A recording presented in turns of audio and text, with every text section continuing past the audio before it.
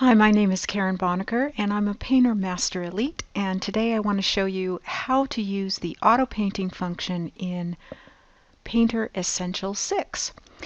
We're going to start off by choosing an image, and you can basically select anything that you would like to use. This one happens to be a photo of Burano, which is in Italy, and it's known for its colorful buildings, and I think it makes creates a very good example to show the auto painting function. I'm also going to go a little bit further with this and show you some other ideas that you can complete an auto painting with.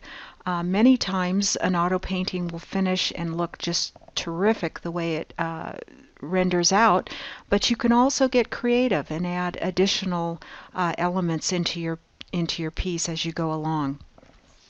So we've started off by choosing File and Open, and we've gone ahead and opened the image in Painter Essential 6, and you can see that it's on our interface. What we're going to do is auto painting, so we need to open up the auto painting option panel, and we'll go to the window menu and come down to photo painting, and we're going to go ahead and open that. And once it's open, the next step we want to do is to first of all make sure our image is exactly the way we want it before we begin.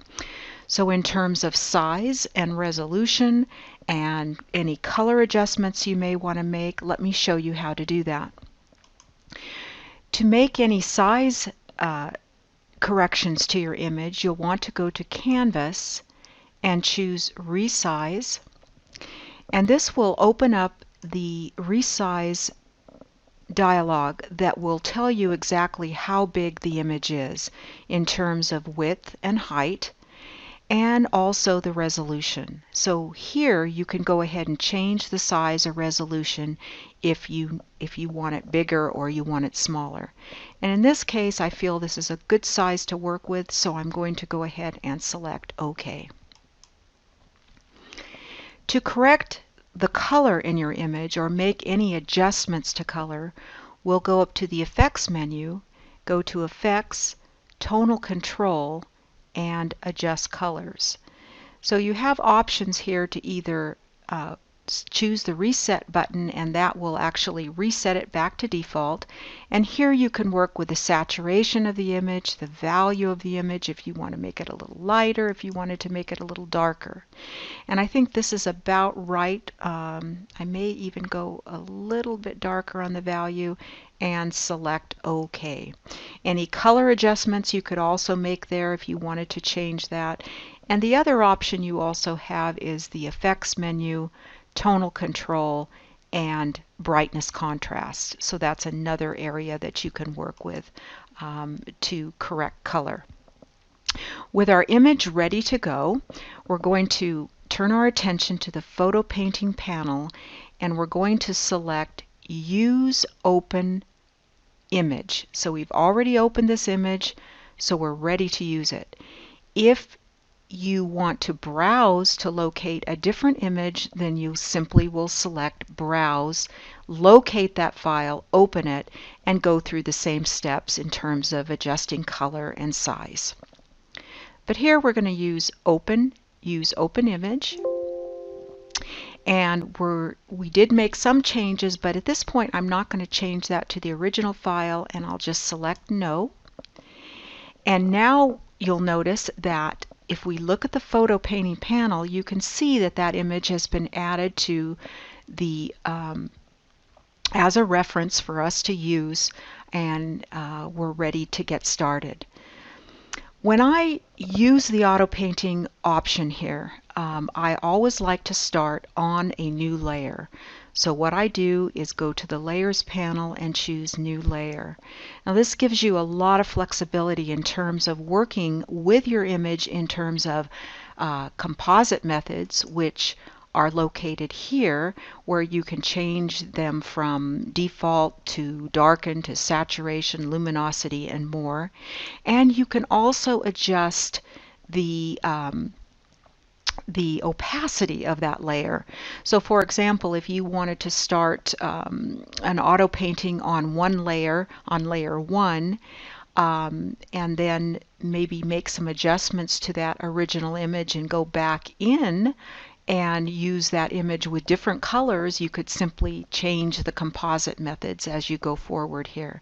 So there's lots of flexibility when you're working with layers, and you just have to give yourself that opportunity to be creative and think a little bit outside of the box when you're working with auto painting. When I looked at the image, I had to consider how the image would look if it were painted or auto painted.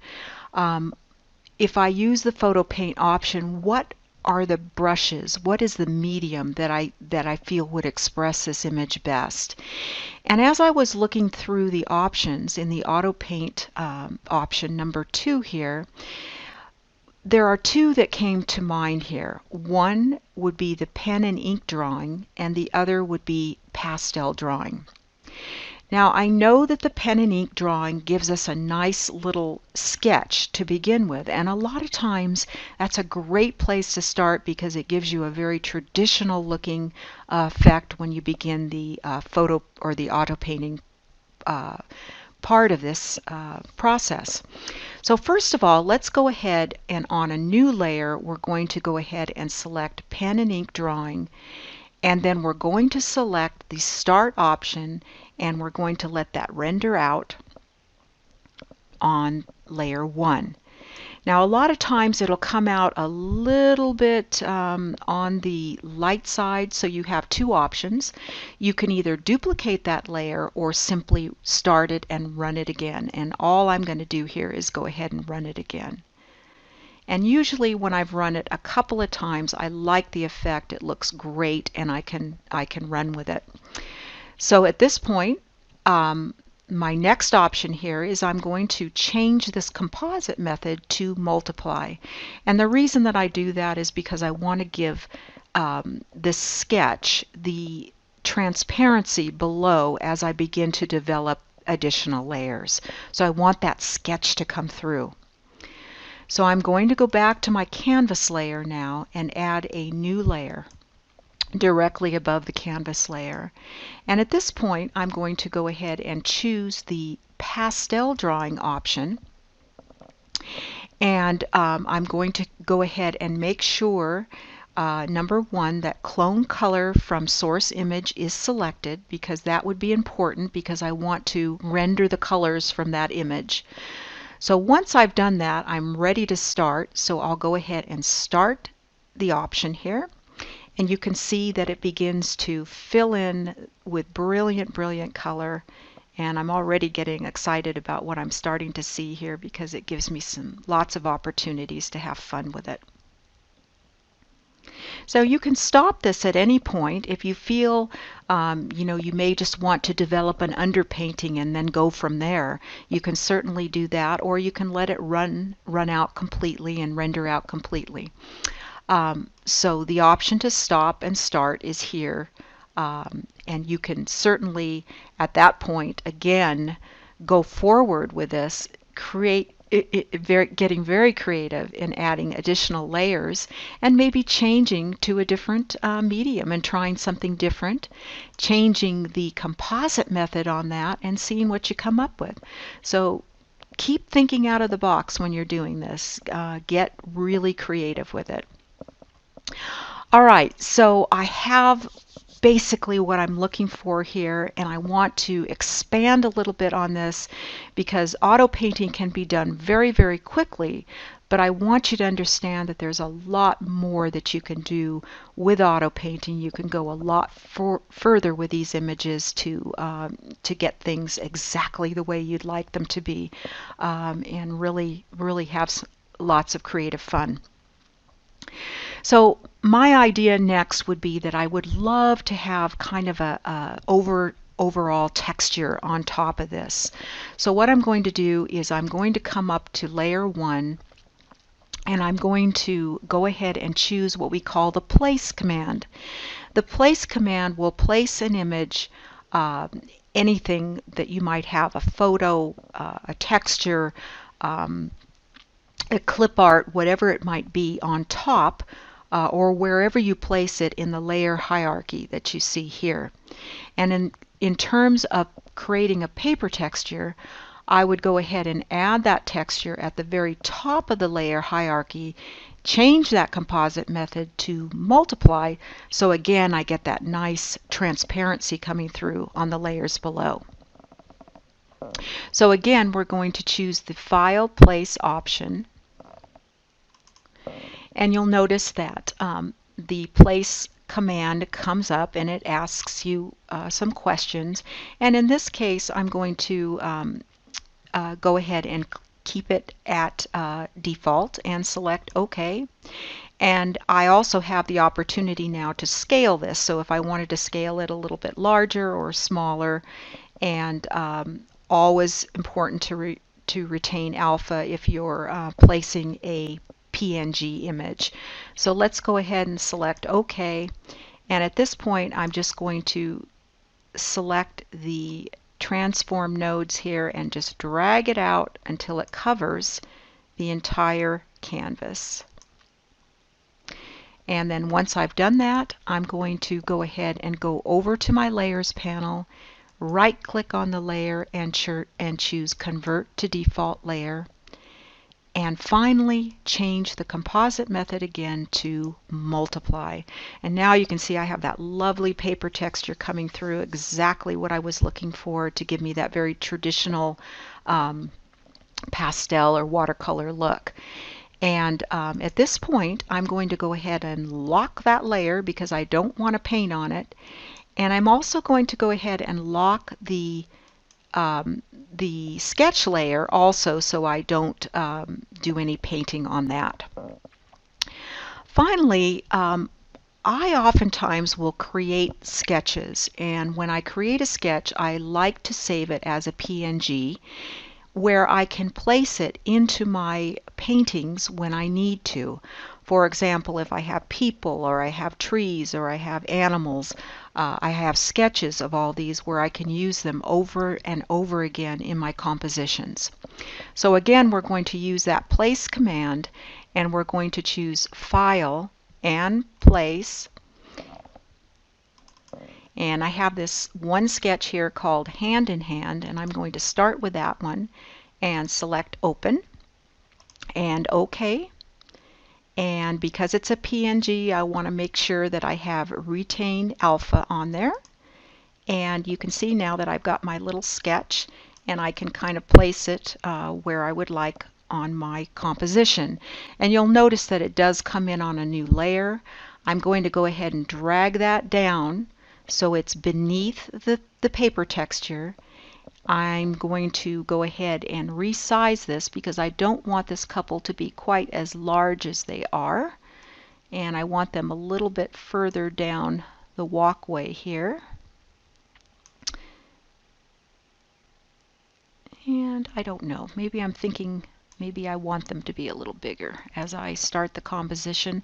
I'm holding down the Shift key and I'm constraining the proportions. So maybe we'll end up with place them right about there. That looks pretty good. Now let's go ahead. I have another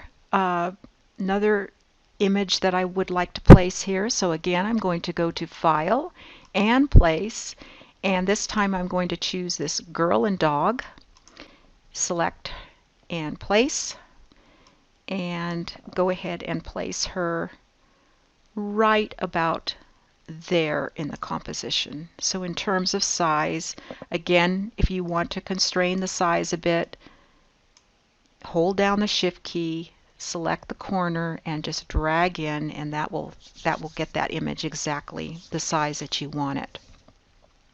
So now I'm ready to do a little bit more on this image in terms of colorizing and painting into those figures.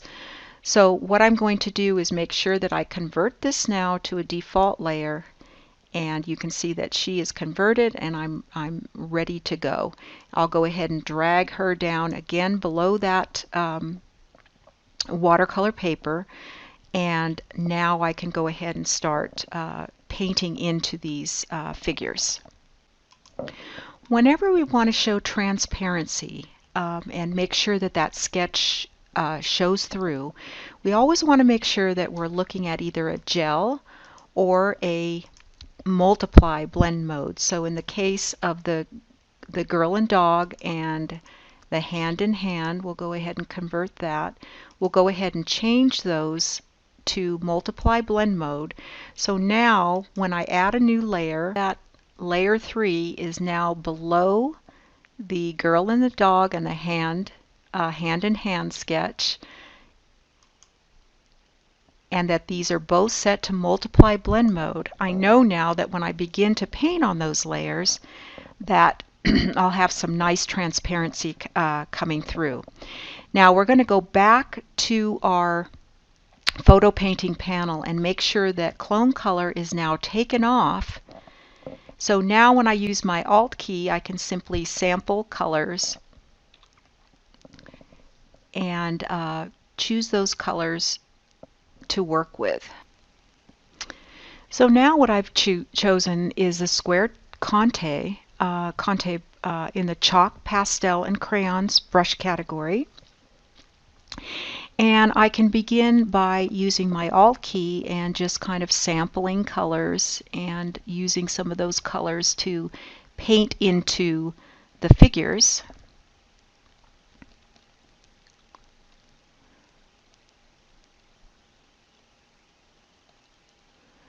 And this is a lot of fun doing this. So you just kind of have to pick colors that kind of work with the idea that you're trying to evoke here.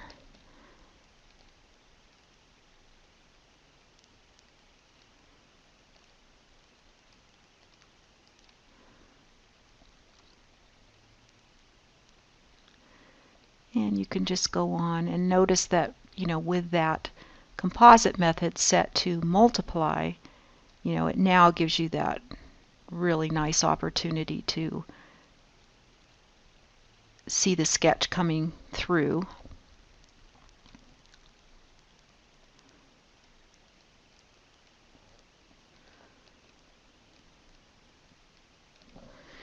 And we can do the same with our girl and dog on this side.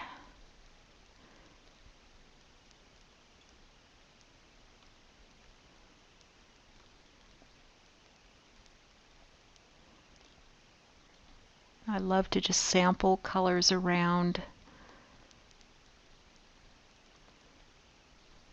the image.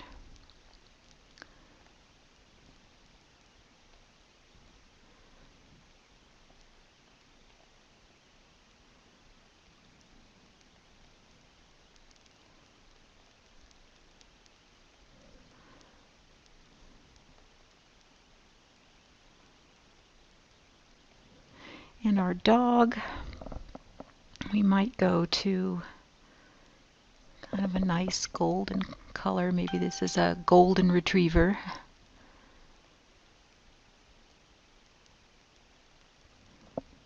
And loosely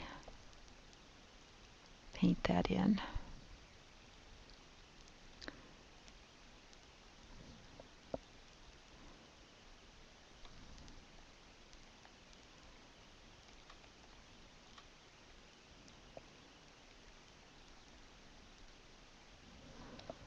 Until we end up with something that you like and enjoy.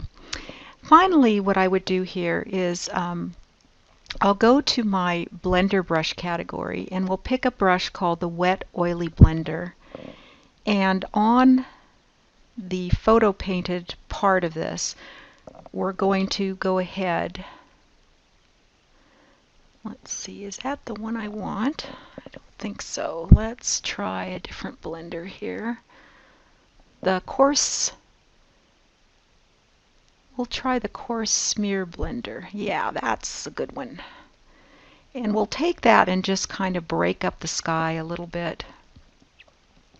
Add a little extra texture up there in the sky. Maybe give that appearance of, clouds radiating up from the sunset here. And we'll also take that right down into the water here, and we'll just touch that edge and pull out that edge just to give that nice reflective quality in the water.